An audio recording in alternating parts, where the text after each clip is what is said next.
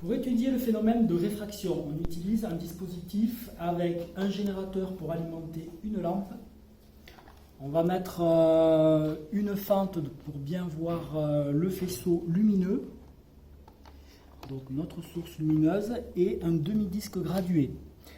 On a placé ici un demi-disque en plexiglas. Le plexiglas est un milieu transparent homogène et on verra qu'il n'a pas les mêmes propriétés que le verre, l'eau ou même l'air. Donc pour cela, j'allume ma source lumineuse. Vous avez vu que si je mets mon peigne, je crée un faisceau lumineux. Je vais faire aligner le 0, 0. Ça veut dire que je le mets au 0 et il doit ressortir au 0. Là, il est bien positionné. Pour faire le phénomène de réfraction de la lumière à travers donc, un milieu homogène et transparent, qui est ici le plexiglas, j'ai besoin d'une source lumineuse et donc d'un générateur, voilà, qui va donc créer un rayon incident. C'est celui qui va sortir de la source lumineuse et qui va arriver jusqu'au plexiglas. Lorsque je positionne ce dispositif-là, et j'écarte un petit peu, on va avoir deux choses. La première, c'est que il va y avoir, donc on regarde le faisceau d'en bas, on voit ici le rayon réfracté n'est pas le même que le rayon incident. Et le deuxième phénomène qui se produit,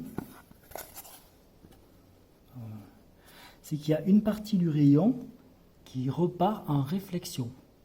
Donc en fait, lorsque j'ai une source lumineuse, j'ai le rayon incident, j'ai le rayon réfracté et ici le rayon réfléchi. La première mesure est avec un angle d'incidence de 20 degrés. Donc je me place à 20 degrés et vous voyez qu'ici il va y avoir deux faisceaux lumineux. Un à 20 degrés et l'autre à 13 degrés. Ça veut dire qu'en fait, dans le peigne, il y a le faisceau lumineux, ce n'est pas un laser, ça a une hauteur. Donc celle qui passe au-dessus n'est pas celle qui va passer à travers le plexiglas. Donc celui qui m'intéresse, c'est celui d'en dessous. C'est-à-dire celui qui passe à travers donc, cette matière. Et là, j'observe bien 13. C'est celui-là qu'on va garder maintenant. Donc pour un angle incident de 20 degrés, l'angle réfracté vaut 13 degrés. On va passer à 35. Hop, je me positionne à 35 et ici j'observe 23. 22, 23. Pour 40 degrés,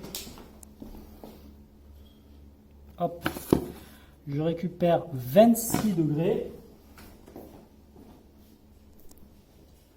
50. Je récupère 31 et pour 60, je récupère 36.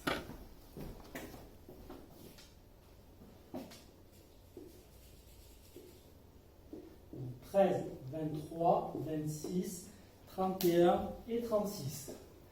Donc je vais vous demander tout simplement de compléter le tableau, à savoir vous prenez votre calculatrice, vous mettez bien en mode degrés et ensuite vous allez calculer directement sinus 20 degrés.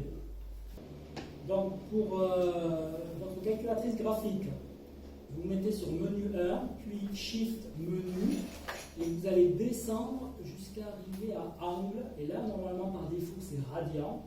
Vous allez sélectionner donc F1 pour degrés. Une fois que vous avez fait ça, exit, et vous tapez directement sinus 20. Et il vous sort 0,34. On va laisser seulement 2 décimales pour pouvoir le construire tout à l'heure avec notre feuille de papier millimétrée. Donc on voit bien qu'on trouve 0,34. Après il y a un 2, hein, le 2. Et on va le faire par défaut. Et donc on arrive à 0,34.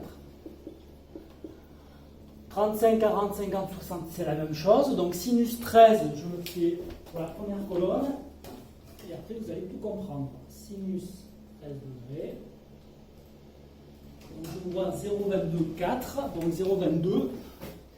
Et ensuite, on vous demande de faire sinus I1 sur sinus I2.